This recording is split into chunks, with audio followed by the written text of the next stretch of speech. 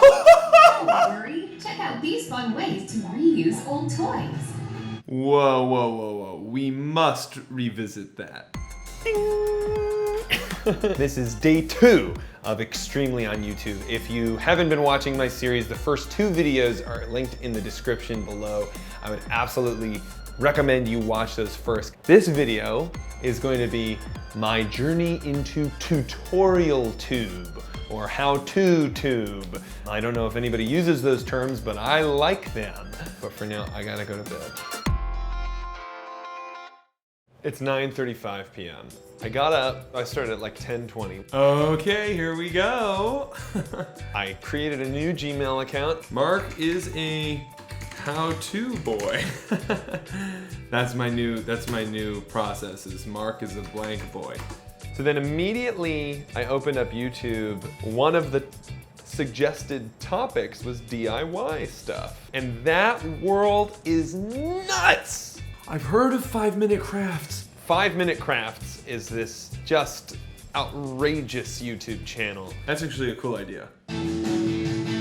That's a bad craft. Holy shit! I was not expecting to be so fucking thoroughly blown away. I'm down the hole now. Yeah, I'm down the fucking hole now.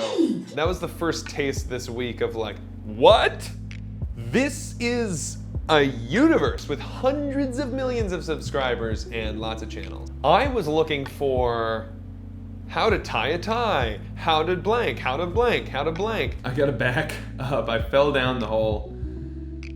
Wow, that was so instant. I found How To Basic, which is a parody of how-tos.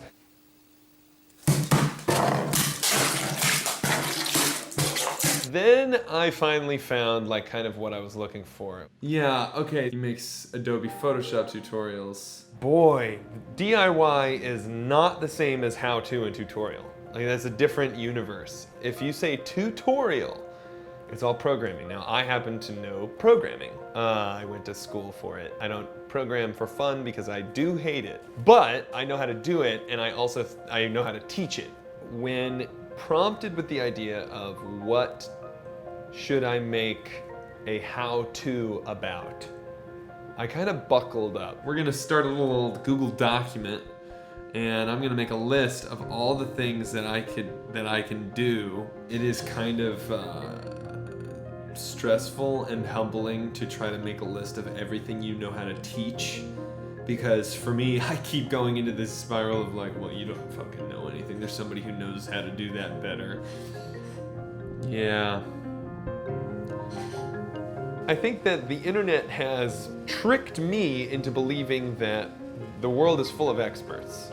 This moment had a little bit of power over me. It's weird. It's weird to sit here and try to think of what are the things I do well, because it's easy to get really mad at yourself and really down on yourself. I feel like you need a lot of confidence, because every time I convince myself that this is a good idea, I have the mean voice in the back of my head telling me that I'm not an expert and that I'm not a good authority for any of these things.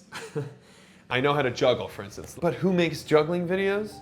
Fucking jugglers make juggling videos. However, I am good at teaching people how to juggle. I'm good at communicating. I'm good at bringing a sense of humor to something boring. That did occur to me as I ate lunch, where I was trying to like chew on everything, though I made soup. I think that I'm being unfair to myself. I think I do have a lot of skills that are really, really well honed. I came out of my self-doubt and my moment of weakness and existential despair. I do know a shitload in a ton of different domains. I wouldn't say that I am the biggest expert in web development, and I wouldn't say I'm the biggest expert in comedy, but I am the biggest expert in both of those things. It was a very therapeutic moment. Again, it comes back to that thing we talked about in the intro video. What do I know really well? What do I enjoy?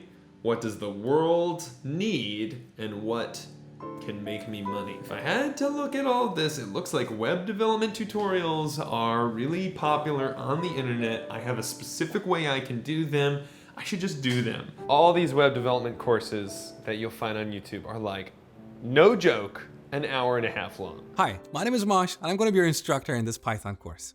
In this course, you're going to learn everything you need. Damn, dude, super long video. I don't understand why someone would do that, but they would do that because they don't know how to communicate. Anyway, my thought was, I can carve a space out for myself here. I only have a day, and now it's 1 p.m., so I'm gonna just give myself 1 hour to write the scripts that are off the top of my head. And I came up with a series idea called Every HTML Element. So my thought was, what if I made a like 1 to 2 minute video for every single one of them? And they're like 100, 200.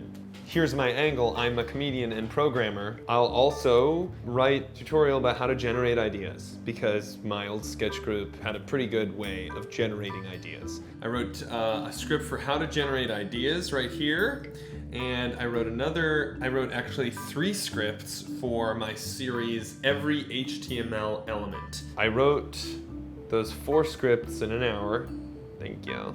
I spilled. And then I set about making them. And this project is a very therapeutic thing, and I'm exposing myself entirely. Starting to record was a fucking pain in my ass because there's construction going on outside.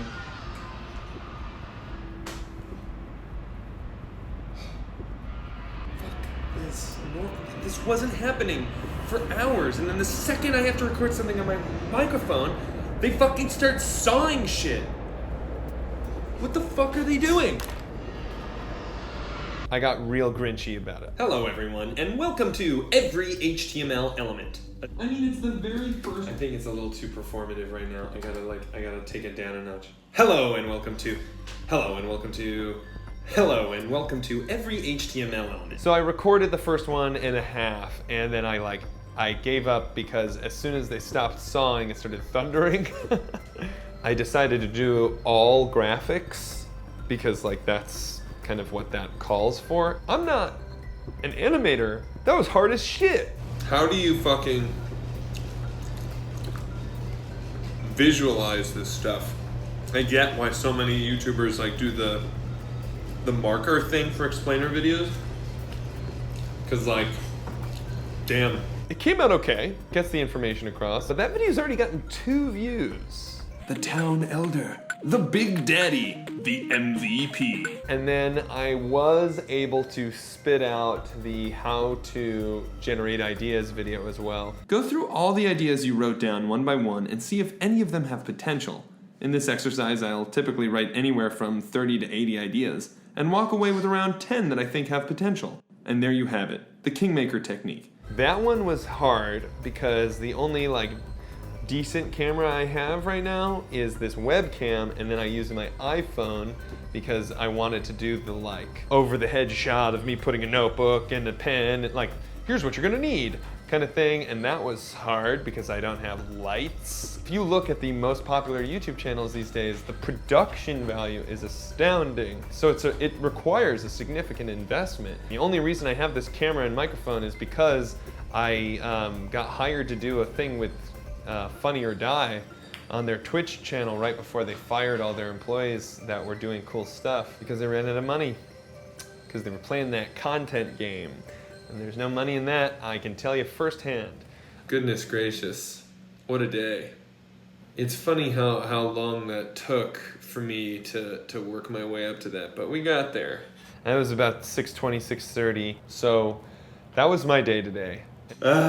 Yeah, this whole experience is quite interesting. What makes a good how-to video? Get right to it. There are so many how-to videos that, especially in the fitness world, which have a fucking 2-minute preamble of welcome to Biff's core. Engage your core. Make sure you're engaging your core. I'll tell it to you in the video, but I'm just gonna preamble, engage your core. Everyone is skipping that part. Very rarely is the shot on a person. It's not like this. We don't want that. If I'm coming to a how-to video, unless it's how to cross your eyes, and I'm sitting here as the model being you know what I mean? See, I could have done that. How could I? That's the other thing.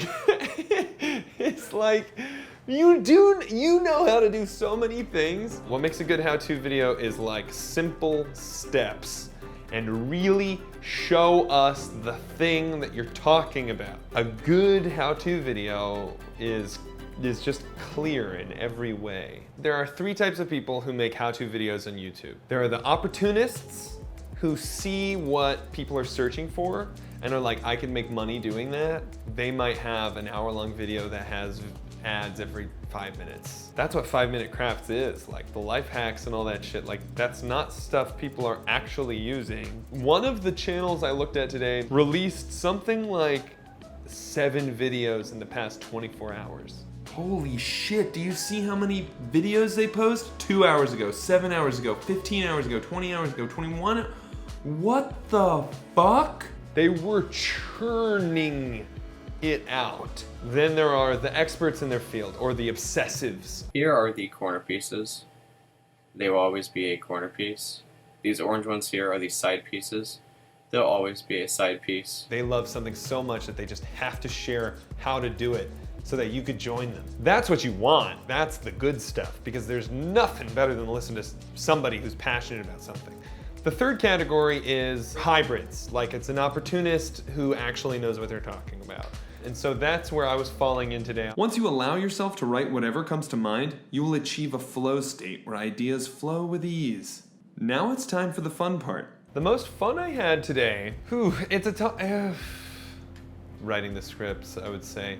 And I would say the most satisfying moment of the day was, God, who knew that this project was going to be so therapeutic and filled with necessary self-love? Maybe you are not the #1 expert in any one of these things, but you are really knowledgeable in a ton of different stuff and you're really good at communicating, so there's something here for you if you decide to go down this path farther. What sucks about doing a how-to is the channels that are the most popular have so many resources. Howcast, which has 7 different channels, is really trying to make a video for how to do everything. And they've got studios and good cameras and they've got models and they've got voice actors. To try to film something on my iPhone was frustrating as hell, alone, especially with a kitten in my apartment who every time I put something down, she wants to be a part of it.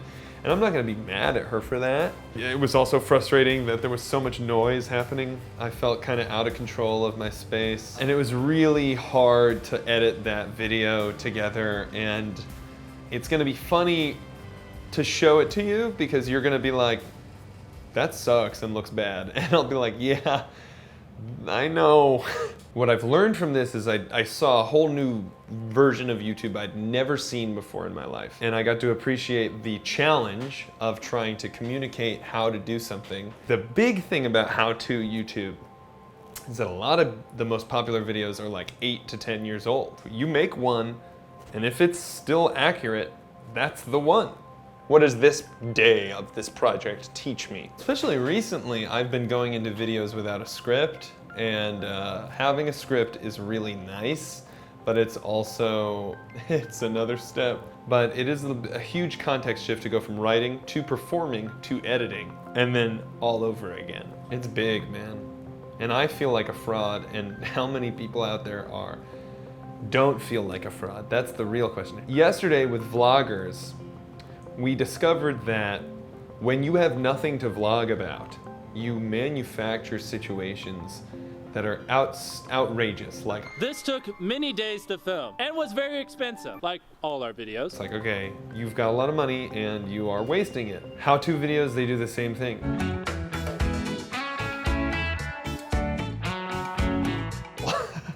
So yeah, today was a fruitful day. It was exhausting in a different way. Yesterday had brought me a new level of awareness of what it was like to make these videos, whereas today I felt like I also got a great awareness of a new to me part of YouTube. How do you want to go about tomorrow? I think I'm looking for more of that. I want another subculture that's like, huh? You kidding me with this? So let's look at the old document. There's gaming, family, fashion. Okay, that could actually be fun to show my outfits. Can I jump in here? Yes, you can. Find where it gets weird. The first 2 channels that I've made are both channels that are on brand, and I don't really have an interest. Well, oh boy, that's a good point. I think you might. You're saying that like the first 2 were so mainstream that it's time to take a hard left turn if we want to learn anything, and we do want to learn something weird. Okay, weird and gross. Cool. Well, that's I guess the end of this video. Please subscribe. Like, it literally doesn't. It costs you nothing, and it does nothing to you. You will see my videos some of the time. So that's all for me today. Look out for my next video where I'm gonna be diving into a whole new world on YouTube, and it's gonna be fucking awesome.